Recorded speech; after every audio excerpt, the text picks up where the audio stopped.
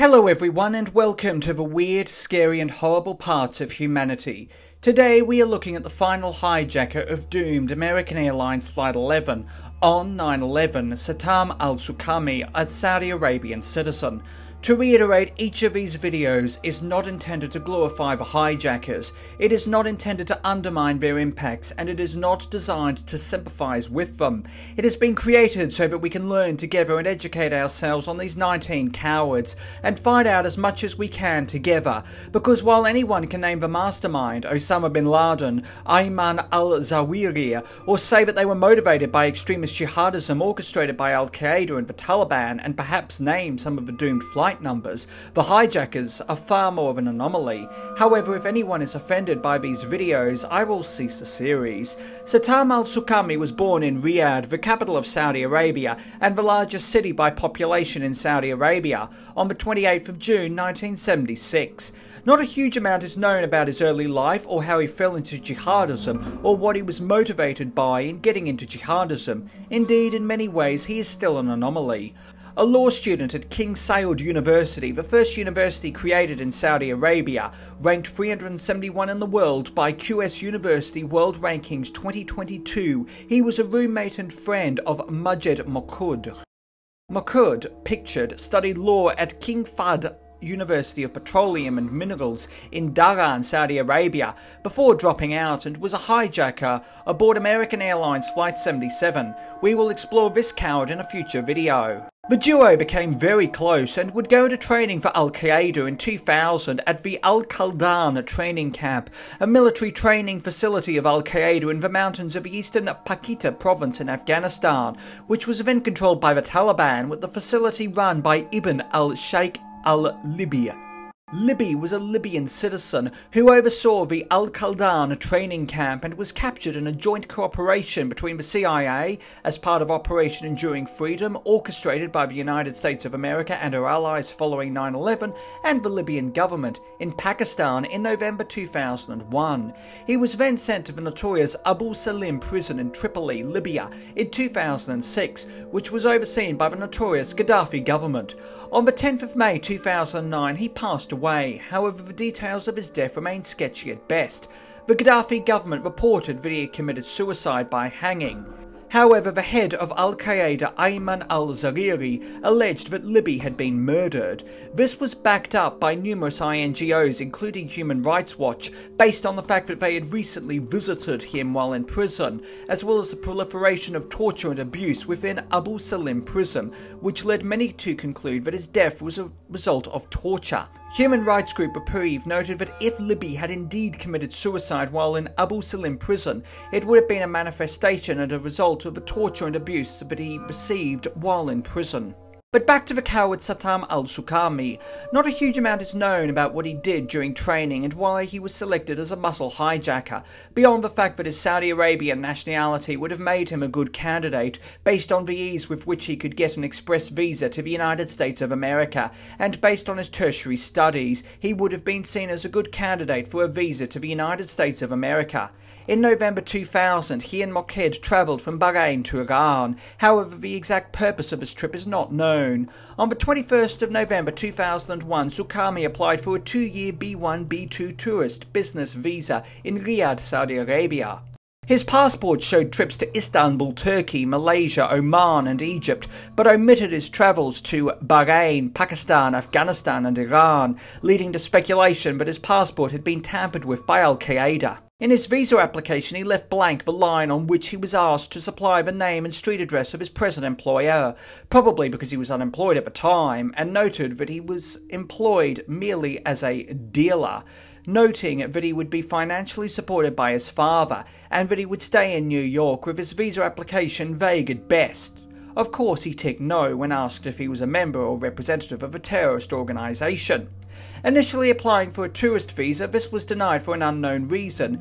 However, raising no suspicions, he was granted a 1-month business visa. On the 22nd of April 2001, Suqami travelled to Dubai in the United Arab Emirates, before connecting onto a flight to Orlando, Florida in the United States of America, arriving there on the 23rd of April 2001. He stayed with fellow American Airlines Flight 11 hijacker Walid al-Shehri in Hollywood, Florida, and while there he rented a black Toyota Corolla from Alamo Rent-A-Car. On the 19th of May 2001, he and Walid al-Shehri flew from Fort Lauderdale, Florida, to Freeport in the Bahamas. There, they had planned to stay at the Bahamas Princess Resort and rent a black Buick Regal as well as a grey Ford Taurus. However, they did not have visas for the Bahamas. Until this day, citizens of Saudi Arabia require a visa to visit the Bahamas, and both were sent back on the next flight to Florida.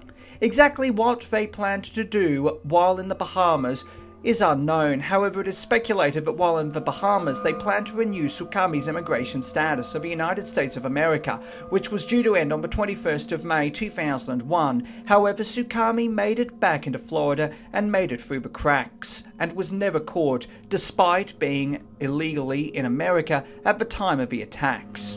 Suqami opened a SunTrust bank account with a cash deposit around June 2001, and on the 3rd of July 2001 he was issued with a Florida state identification card. He also exchanged his Saudi Arabian driving license for a Florida driving license, and listed his address as Homing Inn in Boynton Beach, a 2-star hotel off South Federal Highway which remains open to this day, where he lived with Wael al-Shehri. Both al-Shehri brothers and Suqami purchased 1-month gym passes to a Boynton Beach gym and trained there regularly.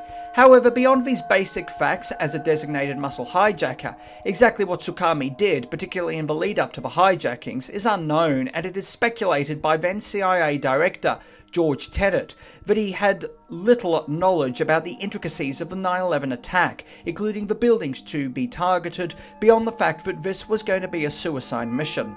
Arriving in Boston, Massachusetts on the 10th of September 2001, he stayed at the Milner Hotel with 3 hijackers of United Airlines Flight 175, Marwan al-Shehhi, Fayez Banyamad, and Mohan al-Shehri.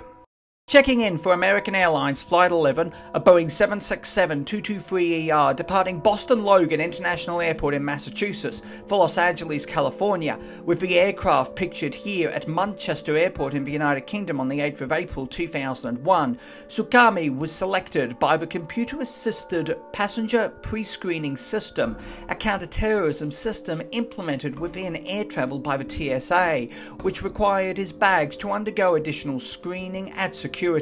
However, there was no additional security extended to him as an aircraft passenger. Suqami was seated in seat 10B in first class, boarding at 7:40 a.m. The flight was scheduled to depart on the 11th of September at 7:45 a.m., departing Boston Logan International Airport at 7:59 a.m., and as flight attendants were commencing beverage service, the aircraft was hijacked at 8:14 a.m. Because the black box was never found on American Airlines Flight 11, exactly what Suqami did during the hijacking will forever be a mystery. However, based on messages accidentally transmitted by Mohammed Atta to air traffic control, which was supposed to be transmitted to passengers aboard the Boeing 767-200ER, it is known that he was not in the cockpit, and also would have had no reason to be in the cockpit as a muscle hijacker, and he had no idea how to fly an aeroplane. However, based on calls from flight attendant Betty Ong to American Airlines ground crew over a radio phone for 25 minutes, it is known that Suqami killed fellow American Airlines Flight 11 passenger Daniel M. Lewin, who was seated in first class in seat 9B. Lewin was an American-Israeli mathematician and entrepreneur who was a computer genius, co-founded internet company Akami Technologies, and a former member of the Israeli Sayeret Matkal, the prime special defense forces unit of the Israel Defense Forces. It is speculated that Suqami killed Lewin as he attempted to overpower the hijackers. As a result, Lewin became the first casualty of 9/11. His remains were not identified until June 2004.